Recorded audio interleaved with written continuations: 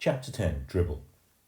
I will never forget Friday, May 10th. It is the most important day in my life. It didn't start out that way, it started out ordinary. I went to school, I ate my lunch, I had gym, and then I walked home from school with Jimmy Fargo. We planned to meet at our special rock in the park as soon as we changed our clothes. In the elevator, I told Henry I was glad summer was coming. Henry said he was too. When I got out of my floor, I walked down the hall and opened the door to my apartment. I took off my jacket and hung it in the closet. I put my books on the hall table next to my mother's purse, and I went straight into my room to change my clothes and check Dribble. First thing I noticed was my chain latch. It was unhooked. My bedroom door was open, and there was a chair smack in the middle of the doorway. I nearly tumbled over it. I ran to my dresser to check Dribble. He wasn't there. His bowl with the rocks and water were there, but Dribble was gone.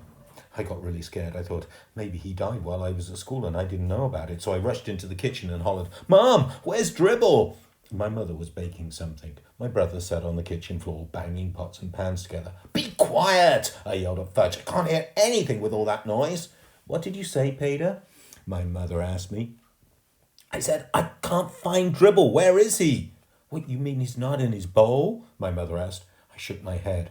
"Oh dear," my mother said, "I hope he's not crawling around somewhere. You know, I don't like the way he smells. I'm going to have a look in the bedrooms. You check in here, Peter." My mother hurried off. I looked at my brother. He was smiling. "Fudge, do you know where Dribble is?" I asked calmly. Fudge kept smiling. "Did you take him?" "Did you, Fudge?" I asked not so calmly. Fudge giggled and covered his mouth with his hands. I yelled, "Where is he? Where? What did you do with my turtle?" No answer from Fudge. He banged his pots and pans together again. I yanked the pots and pans out of his hand and tried to speak softly. "Now, tell me where my turtle is, and I won't be mad if you tell me. Come on, Fudge. Please." Fudge looked up at me. "In tummy," he said.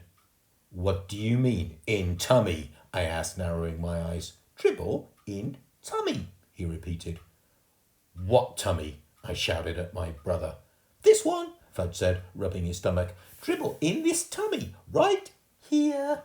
I decided to go along with his game. "Okay, how did he get in there, Fudge?" I asked. Fudge stood up. He jumped up and down and sang out, "I ate him, ate him, ate him." Then he ran out of the room. My mum came back into the kitchen. "Well, I just can't find him anywhere," she said. "I looked in all the dresser drawers and the bathroom cabinets and the shower and the bath and—" "Mum," I said, shaking my head, "how could you?" How could I what, Peter?" Mum asked. "How could you let him do it?" "Let who do what, Peter?" Mum asked. "Let Fudge eat Dribble!" I screamed. My mother started to mix whatever she was baking. "Don't be silly, Peter," she said. "Dribble is a turtle." "He ate Dribble!" I insisted. "Peter Warren Hatcher, stop saying that!" Mum hollered. "Well, ask him. Go ahead and ask him," I told her. Fudge was standing in the kitchen doorway with a big grin on his face. My mother picked him up and patted his head. "Fudgy," she said, "tell Mummy where Brother's turtle is." "In tummy," Fudge said. "What tummy?" Mum asked. "Mine," Fudge laughed. My mother put Fudge down on the kitchen counter so he couldn't get away from her. "Oh, you're fooling Mummy, right?" "Not fool," Fudge said. My mother turned very pale. "You really ate your brother's turtle?" Big smile from Fudge. "You mean you put him in your mouth and chewed him up like this?" Mum made believe she was chewing. "No," Fudge said. A smile of relief crossed my mother's face. "Of course you didn't. It was just a joke." She put Fudge down on the floor and gave me a look. Fudge babbled, "No chew, no chew." "Gulp, gulp." "All gone, turtle. Down Fudge's tummy." Me and my mother stared at Fudge. "You didn't," Mum said. "Did so," Fudge said. "No," Mum shouted. "Yes," Fudge shouted back. "Yes?" Mum asked weakly, holding onto the chair with both hands. "Yes," Fudge beamed. My mother moaned and picked up my brother. "Oh no, oh my angel, my precious little baby, oh no!" My mother didn't even stop to think about my turtle. She didn't even give Dribble a thought. She didn't even stop to wonder how my turtle liked being swallowed by my brother. She ran to the phone with Fudge tucked under one arm. I followed. Mum dialed the operator and cried, "Oh help, this is an emergency, my baby ate a turtle." Stop that laughing, my mother told the operator. Send an ambulance right away, 25 West, 68th Street. Mum hung up. She didn't look too well. Tears were running down her face. She put Fudge down on the floor. I couldn't understand why she was upset. Fudge seemed just fine. Help me, Peter, Mum begged. Get me blankets. I ran into my brother's room. I grabbed 2 blankets from Fudge's bed. He followed me around with that silly grin on his face. I felt like giving him a pinch. How could he stand there, looking so happy, when he had my turtle inside him? I delivered the blankets to my mother. She wrapped up Fudge in them and ran to the front door. I followed, grabbed her purse from the hall table. I figured she'd be glad I thought of that. Out in the hall, I pressed the elevator buzzer. We had to wait a few minutes. Mum paced up and down in front of the elevator. Fudge was cradled in her arms. He sucked his fingers and made that slurping noise I like, but all I could think of was dribble. Finally, the elevator got to our floor. There were 3 people in it besides Henry. This is an emergency, Mum wailed. The ambulance is waiting downstairs. Please, hurry. Yeah, Mrs. Hatcher, of course, Henry said. I'll run her down as fast as I can. No other stops. Someone poked me in the back. I turned round. It was Mrs. Rudder. What's the matter? She whispered. It's my brother, I whispered. He ate my turtle. Mrs. Rudder whispered that to the man next to her, and he whispered it to the lady next to him, who whispered it to Henry. I faced the front and pretended I didn't hear. My mother turned round with Fudge in and said, That's not funny. Not funny at all. But Fudge said, Funny, funny, funny, funny. Everyone laughed, everyone except my mother. The elevator door opened. 2 men dressed in white were waiting with a stretcher. This the baby? One asked him. Yes, it is, Mum sobbed. Don't worry, lady. We'll be at the hospital in no time. Come on, Peter, my mother said, tugging at my sleeve. We're going to take a ride in the ambulance with Fudge. My mother and I climbed into the back of the blue ambulance. I'd never been in one before. It was neat. Fudge kneeled on the cot and peered out of the window and waved to the crowd of people that had gathered on the sidewalk. One of the attendants sat behind us. The other one was driving. What seems to be the trouble, lady? The attendant said. This kid looks pretty healthy to me. He swallowed a turtle, my mother whispered. He did what? The attendant asked. Ate my turtle, that's what, I told him. My mother covered her face with a hanky and started to cry. Hey, Joe, the attendant called to the driver. Make it snappy. This one swallowed a turtle. It's not funny, my mother insisted. I didn't think so either, considering it was my turtle. We arrived at the back door of the hospital. Fudge was whisked away by 2 nurses. My mother ran after them. You wait here, young man, another nurse called to me, pointing to the bench. I sat down on the hard wooden bench, and I didn't have anything to do. There weren't any books or magazines spread out, like when I go to Dr. Cullen's office. So I watched the clock and read all the signs on the walls, found out it was the emergency section of the hospital. After a while, the nurse came back. She gave me some paper and crayons. Here you are, she said. Be a good boy. Draw some pictures. Your mother will be out soon. I wondered if she knew about dribble, and that's why she was trying to be nice to me. I didn't feel like drawing any pictures. I wondered what they were doing to Fudge in there. Maybe he wasn't such a bad little guy after all. I remember Jimmy Fargo's little cousin once swallowed a most valuable rock from Jimmy's collection, and my mother told me when I was a little kid I swallowed a quarter. Still, a quarter's not like a turtle. I watched the clock on the wall for an hour and 10 minutes, and then the door opened.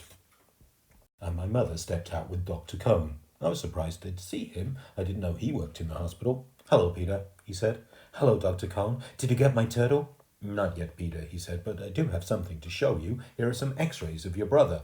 I studied the x-rays as Dr. Cullen pointed things out to me. You see, he said, there's your turtle, right there. I looked hard.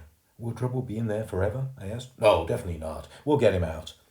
We gave Fudge some medicine already, and that should do the trick nicely. What kind of medicine? I asked. What trick? Castor oil, Peter, my mother said. Fudge took castor oil and milk and magnesia and prune juice, too, lots of that, or all the things that will help get Dribble out of Fudge's tummy. We'll just have to wait, Dr. Cullen said, probably until tomorrow or the day after. Fudge will have to spend the night in here, but I don't think he'll be swallowing anything he isn't supposed to be swallowing from now on. How about Dribble? I asked. Will Dribble be all right? My mother and Dr. Cullen looked at each other, and I knew the answer before he shook his head and said, I think you may have to get a new turtle, Peter. I don't want a new turtle, I said, and tears came to my eyes. I was embarrassed, and I wiped them away with the back of my hand. And then my nose started to run. I had a sniffle. I want Dribble, I said. That's the only turtle I want. My mother took me home in a taxi. She told me my father was on the way to the hospital to be with Fudge. When we got home, she made me lamb chops for dinner, but I wasn't very hungry. My father came home late that night, and I was still up. My father looked gloomy. He whispered to my mother, Not yet. Nothing yet. The next day was Saturday, no school, so I spent the whole day in the hospital waiting room. There were plenty of people around, and magazines and books too. But it wasn't like the hard bench in the emergency hallway. It was more like a living room. I told everyone my brother ate my turtle, but they looked at me kind of funny. But nobody ever said how sorry they were to hear about my turtle. Never once. My mother joined me for supper in the hospital coffee shop. I ordered a hamburger, but I left most of it because right in the middle of the supper, my mother told me that if the medicine didn't work soon, they'd have to do an operation on Fudge to get dribble out of him. My mother didn't eat anything. That night, my grandmother came over to stay with me. My mother and father stayed at the hospital with Fudge. Things were pretty dreary at home. Every hour the phone rang, it was my mother calling from the hospital with a report. Not yet. I see, Grandma said, repeated. Nothing happened yet. I was miserable. I was lonely. Grandma didn't notice. I even missed Fudge banging his pots and pans together. In the middle of the night, the phone rang again. It woke up, and I crept out of the hallway to hear what was going on. Grandma shouted, "Whoopee! It's out! Oh, good news at last!" Then she hung up and turned to me. "Medicine finally worked, Peter. All that castor oil and milk and magnesia and prune juice finally worked. The turtle is out." "Alive or dead?" I asked. "Peter Warren Hatcher, what a question!" Grandma shouted. So my brother no longer had a turtle inside of him, and I no longer had a turtle. I didn't like Fudge as much as I thought I did before the phone rang.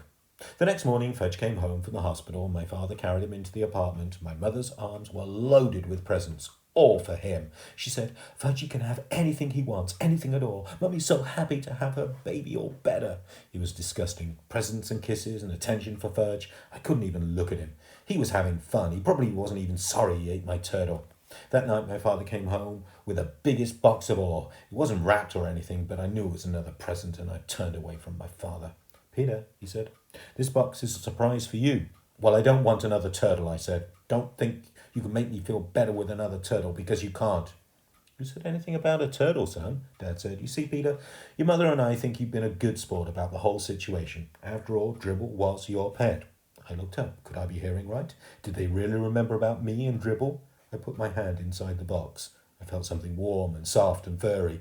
I knew it was a dog, but I pretended to be surprised when he jumped up on my lap and licked me. Fudge cried, "Oh, doggy, see doggy," and he ran right over and grabbed my dog's tail. "Fudge," my father said, taking him away. "This is your brother's dog. Maybe someday you'll have your dog of your own, but this one belongs to Peter. Do you understand?" Fudge nodded.